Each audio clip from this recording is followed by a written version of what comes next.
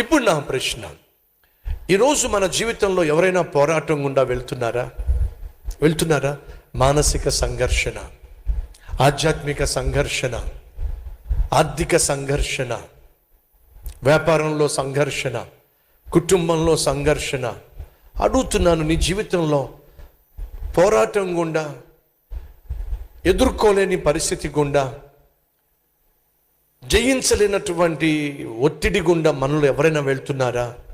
ఓ ప్రశ్న, మీరు గతంలో ఎప్పుడైనా ప్రార్థన చేస్తే దేవుడు మీ ప్రార్థన ఆలకించి మీకు జవాబు ఇచ్చాడు అన్నవారు చూపించండి. ఓకే, సో దేవుడు మీకు గతంలో జవాబు ఇచ్చాడు. గతంలో జవాబిచ్చిన దేవుడు ఈరోజు కూడా మీకు జవాబిస్తాడా? ఇవ్వడా? నిజం చెప్పండి.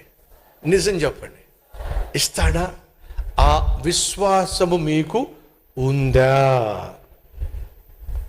ఉన్నట్లయితే గతంలో నీ ప్రార్థన ఆలకించి అద్భుతమైన జవాబిచ్చిన దేవుడు ఈరోజు ఇస్తాడు, రేపు ఇస్తాడు, నువ్వు చచ్చిపోయేంత వరకు నీ ప్రార్థనకు జవాబు ఇస్తాడు. అమ్మా, నీకు గతంలో నువ్వు చేసిన ప్రార్థనకు దేవుడు జవాబిచ్చిన అనుభవం నీకుందా? ఉంటే చూపిస్తారా? ఎస్.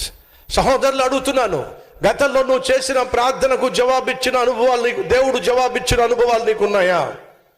అయితే వినండి, జీవిత కాలంలో ఏ రోజు నీకే సమస్య వచ్చినా గతంలో జవాబిచ్చిన దేవుడు నేడు ఇస్తాడు, రేపు ఇస్తాడు. నువ్వు కలిగి ఉండాల్సింది ఏంటి చెప్పండి? విశ్వాసం. విను సహోదరుడా, విను సహోదరి, ఏ దేవుడైతే గతంలో నీకు తోడుగా ఉన్నాడో, ఏ దేవుడైతే గతంలో నిన్ను కాపాడాడో, ఏ దేవుడైతే గతంలో నిన్ను సంరక్షించాడో, ఏ దేవుడైతే గతంలో నిన్ను స్వస్థపరిచాడో, ఏ దేవుడైతే గతంలో నీ కన్నీరు తుడిచాడో, అదే దేవుడు నేడు కూడా నీ కన్నీరు తుడవడానికి సిద్ధంగా ఉన్నాడు.